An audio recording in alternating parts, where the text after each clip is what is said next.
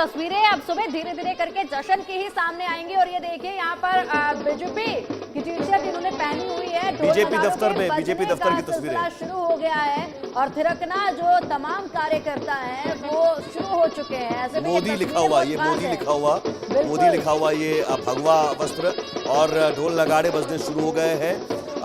ये अब ये जो तस्वीर है समझिए, इसी तस्वीर का उदाहरण आम आदमी पार्टी ने चुनाव प्रचार में दिया था। पूछा था कि बारात का दूल्हा कौन, तो बारात यहाँ नजर आ रही है अभी भी, लेकिन दूल्हा कौन, ये सवाल अभी भी बरकरार है। संदीप जी बीजेपी की बारात निकल रही है। बिल्कुल, इसी के साथ संदीप जी बहुत देर से कुछ कहना चाह रहे हैं, उनका रुख करेंगे, अपनी बात पूरी कीजिए सर। पिंकी जी, मैं ये कहना चाहूंगा, मैं सुन रहा था कांग्रेस के प्रवक्ता को, तो शिवानंद जी को, मैं ये कहना चाहूंगा ये चंदा मामा की कहानी बताना बंद करें और ये देखें कि इनके सामने करारी हार है। एक सीट कुछ नहीं होती है।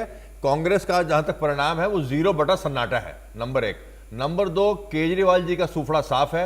और नंबर 3, मैं बहुत बड़ी बात कहने जा रहा हूं, आप लिख के रख लीजिए सुमित जी और पिंकी जी, इसके बारे में हम बाद में चर्चा करेंगे कि आप देखिएगा कि इसका इफेक्ट पंजाब की सरकार पे भी पड़ेगा। भगवंत मान की सरकार गिरने जा रही है, वहां पे असंतोष बढ़ा हुआ है। और आप ये देखिएगा कि ये जो परिणाम आए हैं, रुझान आए हैं, ये केजरीवाल जी की पॉलिटिकल यात्रा की अंत की शुरुआत है।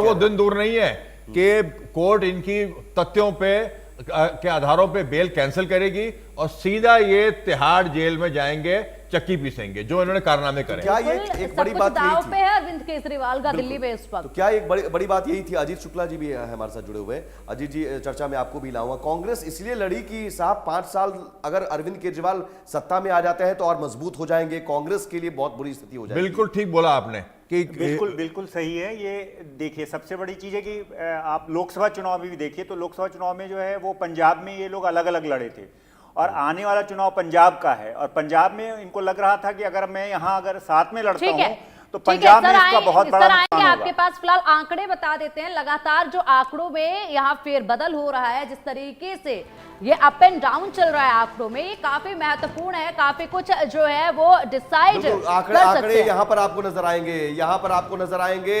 और इन आंकड़ों के जरिए आप समझिए कि क्या स्थिति है दिल्ली में अभी। और दिल्ली में अभी स्थिति आंकड़ों को लेकर हम आपको बताते हैं। ये आंकड़े कुछ देर बाद आपके टीवी स्क्रीन पर आप यहां पर आपको नजर आएंगे। ये देखिए, ये सबसे तेज नतीजे इंडिया न्यूज पर। 39 अभी बीजेपी, ये आंकड़ा 25 पहले हुआ करता था, लेकिन अब 39 बीजेपी का ग्राफ है और सरकार बनाती हुई नजर आ रही है। 36 सीट चाहिए। आम आदमी पार्टी पे आ चुकी है आम आदमी पार्टी सुमित। और ऐसे में अगर बात की जाए, कांग्रेस 1 पर है लेकिन आम आदमी पार्टी 30 पर आई है। बड़ा अप डाउन ये जो है वो देखा गया है। लगातार 22, 19 जिस तरीके से गोते खा रही है आम आदमी पार्टी, अब 30 तक आ चुकी है। 39 पर यहाँ पर बीजेपी नजर आ रही है, कांग्रेस जो है वो 1 पर नजर आ रही है। बड़ा फेरबदल लगातार पल पल ये हो रहा है। ये तीसरे चौथे राउंड की अभी काउंटिंग जारी है। अभी 9-10 राउंड तक बहुत हद तक तस्वीर साफ हो जाएगी। लेकिन चुनाव आयोग में जो आंकड़ा है, चुनाव आयोग के रुझानों में तो बीजेपी को बहुमत कुछ देर पहले मिलता हुआ नजर आ रहा था। 36 सीटें बीजेपी को मिलती हुई नजर आ रही थी। तो हो सकता है 36 से 40 के बीच में अगर बीजेपी सिमट जाती है तो। लेकिन अभी भी कुछ भी कहना बहुत जल्दबाजी, इसलिए क्योंकि फाइट है। कई सीटों पर ऐसी फाइट है कि 100, 150, 200, 300 का मार्जिन है और ऊपर नीचे चल रहा है, आगे पीछे हो रहे हैं।